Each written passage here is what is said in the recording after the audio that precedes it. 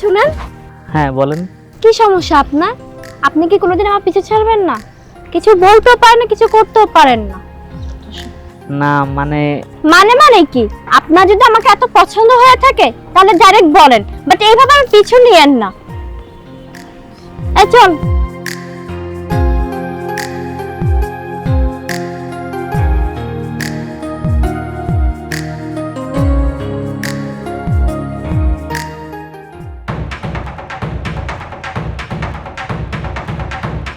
আসলে মনে ভালো রে। যেমনি কইলো মনে ভালো। আসসালামু আলাইকুম ভাই। ওয়ালাইকুম সালাম। ভালো আছেন? ভালো আছি, কিন্তু তুমি হাঁপাচ্ছ কেন? আমি আপনার একটা উপকার করতে আসছি, আর উপকার করতে আসছি যদি একটু হাঁপানো লাগে হাঁপাইলাম। তো কি উপকার? আপনারা মনে হয় কুদ্দুসের বোনটা দেখতে যাচ্ছেন না? যাই হোক, ওই কুদ্দুসের বোনের সম্পর্কে একটু বলি। ওর চরিত্র সম্পর্কে বললে শেষ হবে না, বুঝছেন? ওর বোন মনে করেন যে এলাকার যত পোলা আছে সব পোলারের পিছন পিছন ঘুরাই বেড়ায়, ও তাদের পিছনে ঘুরে। আর এলাকার যত আকাম কুকাম আছে সব ওই মেয়ে করে। কুদ্দুস ভাই সম্পর্কে যদি বলি, তার থেকেও বড় কিছু আর হবে না। কুদ্দুসের ভাই আরেকটা বুড়া বেডির লগে পরকিয়া করে। এর থেকে লজ্জাজনক কোনো কথা আছে আর? বলেন। সবকিছু জানে শুনে যদি তার বোনের সাথে বিয়ে দেন, এখন আপনাদের বিষয়, না আমার কিছু বলার নাই। যা সত্যি তাই আর কি বললাম। থাকেন, আসসালামু আলাইকুম। চল আমরা চলে যাই।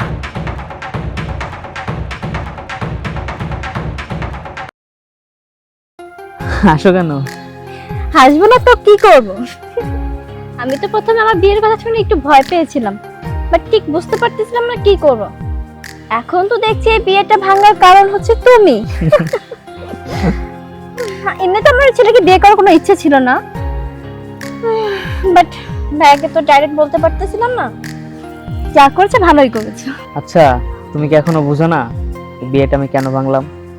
তোমার ভাইয়ের কাছে পর্যন্ত অপমানিত হইলাম। আচ্ছা, তুমি আমাকে সবসময় এভাবে আগলে রাখবে তো? কখনো ছেড়ে যাবে না তো? ছাইড়ে গেলে তো কবেই পিছনে ঘোরা ছেড়ে দিতাম, তোর পিছন পিছন তো ঘুরতাম না। আচ্ছা শোনো, আমিও তোমাকে পছন্দ করতাম, কিন্তু কখনো বলিনি, কারণ আমি দেখতে চেয়েছিলাম তুমি আমার পিছনে কতদিন ঘোরো।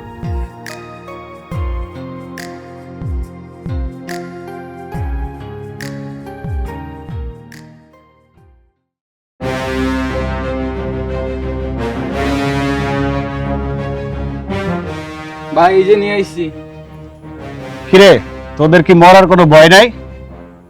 তোর ভাইরে আমার বোনের পিছনে লাগাই দিছিস কেন? কি বলতেছেন এগুলা?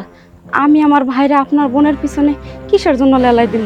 তোর মারে আমি নিজে মাইরা তোর বাপরে কিভাবে ফাঁসিতে ঝুলাইছি এগুলা তোর মনে নাই? আমি কিছুই বলি নাই।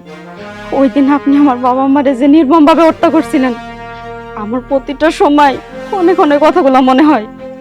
তোর ভাইরে যদি বাঁচায় রাখতে চাস, আজকে এই মুহূর্তে তোর ভাইরে এলাকার বাইরে পাঠাই দে 1 সপ্তাহের জন্য।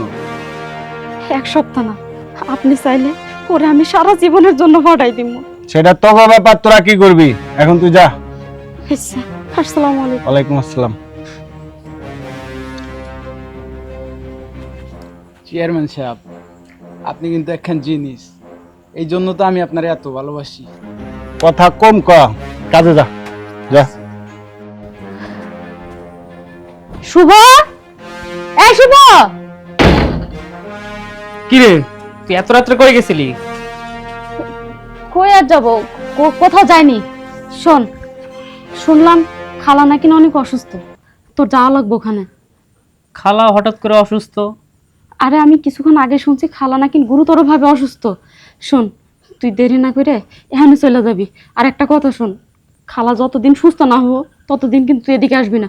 1 সপ্তাহ লাগলে 1 সপ্তাহ পরে তুই এদিকে আসবি, তার আগে না। যা, যে তুই গুছাই নে।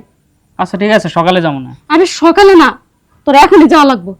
খালা অসুস্থ, রাত্রে কি হয় না হয় বলা তো যায় না। এখনই কিভাবে, কি এখনই যাওয়া লাগবে কেন? ভাই না ভালো, আর অমত করিস না। শোন, খালা সুস্থ হইতে যদি 1 সপ্তাহ লাগে, তুই 1 সপ্তাহ পরে খালারে নিয়ে আসবি, তার আগে তুই আসবি না। যা, রেডি হয়ে নে। এখনই যাওয়া লাগবে? হ্যাঁ, এখনই যাওয়া লাগবে তোর। ঠিক আছে, রেডি আছে, আর যাওয়া লাগবে না। খালার বাড়ি আমার জামা কাপড় আছে।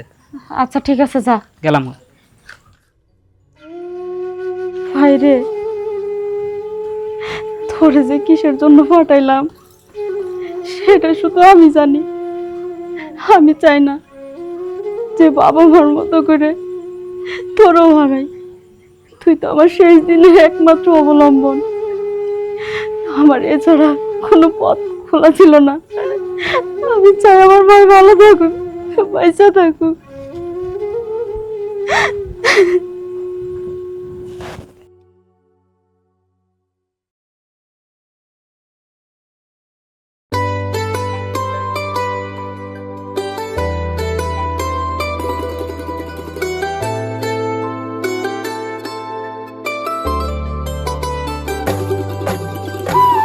আমাদের যদি বিয়ে না হয় তাহলে কিন্তু আমি মরেই যাব।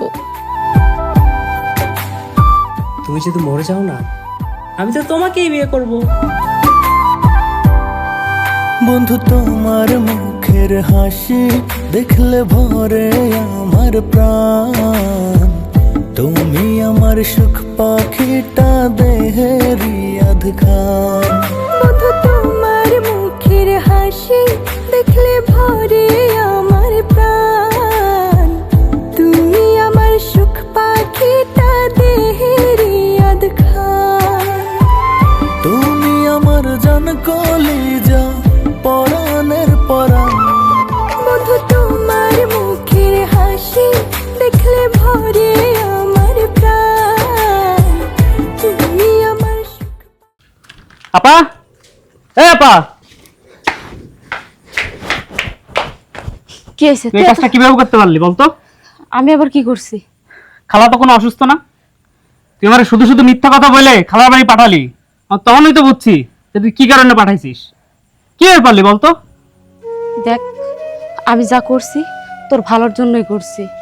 আর এই কাজটা যদি আমি না করতাম তাহলে চেয়ারম্যান বাবা মার মতো তোর মায়েরা ফেলাইতো। তুই নিজের হাতে আমার ভালোবাসাটা শেষ করে দিলি। কাজটা কি ঠিক করছিস তুই? ভাই, এমন করে বলিস না। তুই চিন্তা করিস না ভাই, ওর থেকে ভালো মেয়ে, রূপে গুণে সুন্দর, এমন মেয়ে দেখে তোর আমি আবার বিয়ে দিব ভাই। তুই ওরে ভুইলা যা। ভালো মেয়ে দেখে বিয়ে দিবি? ভালো মেয়ে পাবি ঠিকই, ভালো বউ হবে আমার ঠিকই, কিন্তু আমি তো কখনোই সুখী হইতে পারবো না, কারণ আমি তোরে ভালোবাসি। আমার ভালোবাসা তো কখনো পাবো না। রাখ তোর ভালোবাসা। যে ভালোবাসা মানুষের জীবন কেড়ে নেয় সেটা আবার কেমন ভালোবাসা? আরে তুই তো তোরে একলা ভালোবাসছস, সে তোরে ভালোবাসছে, সে ঠিকই অন্য ছেলের সাথে সংসার করব। না হলে তোর ভালোবাসার টানে সে ঠিকই ফিরাইতো। তুই এটা কেন বুঝতেছস না ভাই? তুই জানিস না চেয়ারম্যান কেমন লোক? আমার চোখের সামনে বাবা মারে নির্মম ভাবে হত্যা করছে, আর আমি আমার ভাইয়ের জন্য সবকিছু করতে পারি। আর রাখ তোর জীবন। ভাই, পাশে না যা। এখন আমি কি করব? কদ্দুস সাহেব, এই কদ্দুস সাহেব, এই কোথায় আপনি? এই মিয়া, আপনার বোনের চরিত্র খারাপ, এর আগেই জানতাম। আমার বউয়ের শুধুমাত্র পছন্দ ছিল দেখে এর আমলে নেই নাই। কিরে বিয়াই চিল্লাই কথা হইতাছেন কে? 2 দিন আগে আমার ভাই বিদেশ গেছে, তা না যাইতে যাইতেই আপনার বোন পরকে লিপ্ত হয়েছে, আমার ঘরে ছেলে ঢুকাইছে। এই মিয়া, আপনার বোনের আমার ঘরে আর রাখুন না, দিয়ে চলে গেলাম। রাখেন, ঘরে যা। এই চালি কইরে সাপের 5 পা দেখছিস? আমার বোনের সংসার ভাঙছিস তুই। তোরে তো আজকে খাইয়ে ফেলবো আমি, তোরে আজকে পুরো খাইয়ে ফেলবো।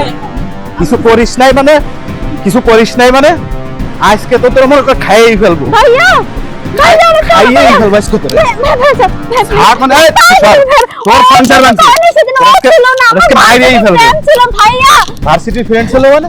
সত্যি বলছি আমার ভার্সিটির ফ্রেন্ড ছিল, ও ছিল না।